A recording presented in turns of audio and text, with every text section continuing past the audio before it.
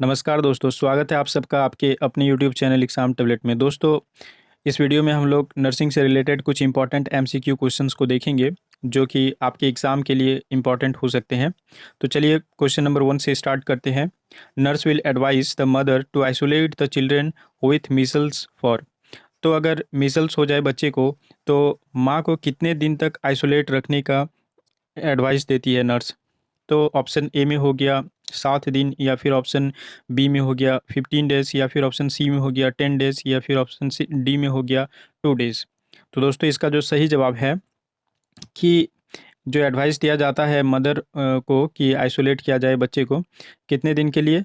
Minimum 7 days के लिए।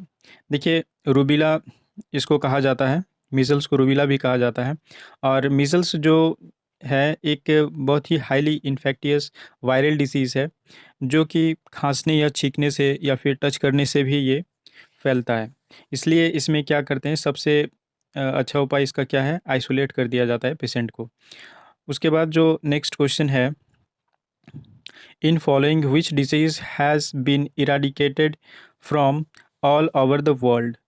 तो इनमें से निम्न में से कौन सा ऐसा रोग है जो पूरी दुनिया से समाप्त कर दिया गया है? ऑप्शन ए में हो गया एड्स, या फिर ऑप्शन बी में हो गया कॉलेरा, या फिर ऑप्शन सी में हो गया चिकन पॉक्स, या फिर ऑप्शन डी में हो गया स्मॉल पॉक्स।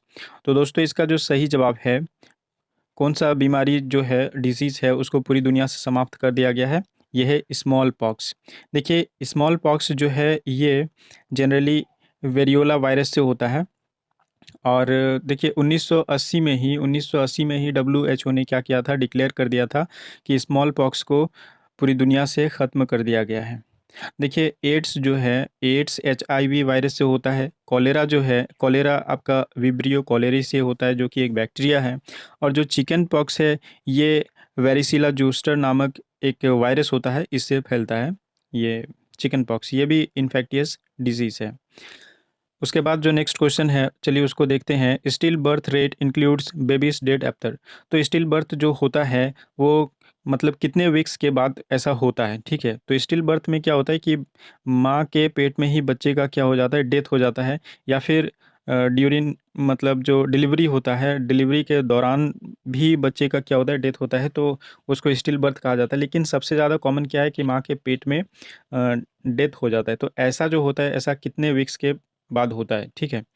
तो ऑप्शन ए में हो गया 40 वीक्स के बाद, या फिर ऑप्शन बी में हो गया 28 वीक्स के बाद, या फिर ऑप्शन सी में हो गया 15 वीक्स में, या फिर ऑप्शन डी में हो गया 42 वीक्स में। तो देखिए, जो स्टिल बर्थ का केस होता है, ये जनरली कितना होता है, यहाँ यहाँ पे ऑप्शन के हिसाब से 28 वीक्स होगा। और जनरली जो होता है स्टिल बर्थ, वो 20 से 28 वीक्स के बीच में होता है। देखिए, 20 वीक्स से जो पहले होता है उसको मिसकैरेज कहा जाता है। मिसकैरेज में क्या होता है कि प्रेगनेंसी का लॉस हो जाता है अपने आप ही।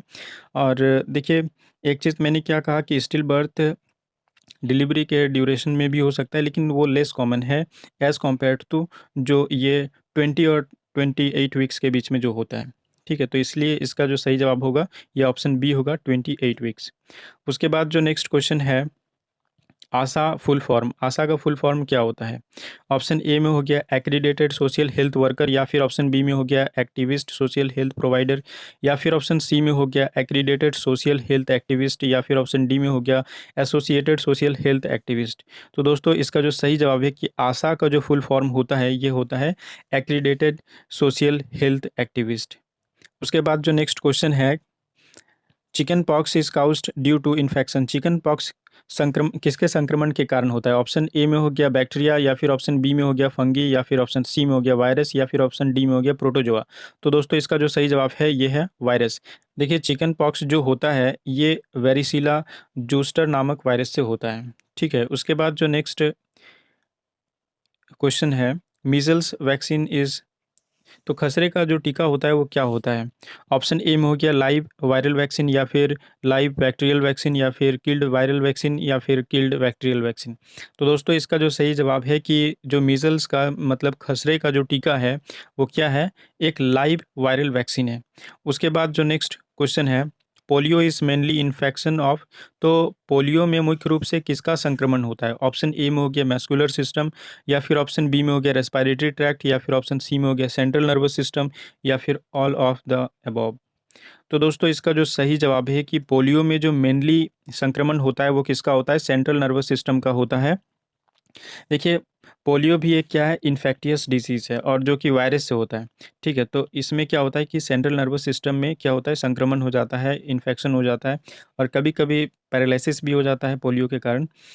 तो उसके बाद जो नेक्स्ट क्वेश्चन है, उसको हम लोग देखते हैं। Universal immunization programme was started. तो जो सार्वभौमिक जो प्रतिरक्षण कार्यक्रम की शुरुआत कब की गई थी? तो ये शुरुआत जो किया गया था, ये कब किया गया था? ये 1985 में शुरुआत किया गया था। ठीक है, ये क्वेश्चंस को हमने कम्युनिटी टैब में भी पूछा था, ठीक है। उसके बाद जो नेक्स्ट क्वेश्चन है, treatment therapy which is used for TB. तो टीबी के उपचार के लिए किस ट्रीटमेंट चिकित्सा का यहाँ पे यूज़ किया जाता है, ठीक है। ऑप्शन ए में हो गया ओआरएस दिया जाता है टीबी में, या फिर डॉट्स इसको चलाया जाता है, या फिर वैक्सीन, या फिर एमडीटी। तो दोस्तों इसका जो सही जवाब है, टीबी में क्या करते हैं, डॉट्स डॉट्स ये चलाया जाता है। तो डॉट्स का देखिए फुल फॉर्म क्या होता है, डायरेक्टली ऑब्जर्व्ड थेरेपी, और जो एस दिया जाता है ये शॉर्ट कोर्स के लिए दिया जाता है, ठीक है।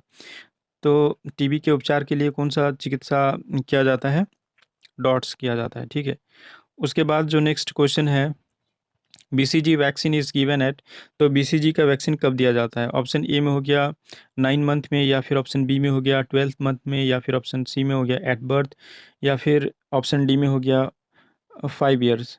तो दोस्तों इसका जो जवाब है ये काफ़ी आसान है और आप इसको नीचे कमेंट में इसका जवाब देंगे। तो दोस्तों वीडियो को अंत तक देखने के लिए बहुत बहुत धन्यवाद, और वीडियो को लाइक करें, शेयर करें, और अगर आप हमारे इस चैनल में नए व्यूअर हैं तो हमारे इस चैनल को ज़रूर सब्सक्राइब कर लें और बेल आइकन को भी प्रेस कर लें।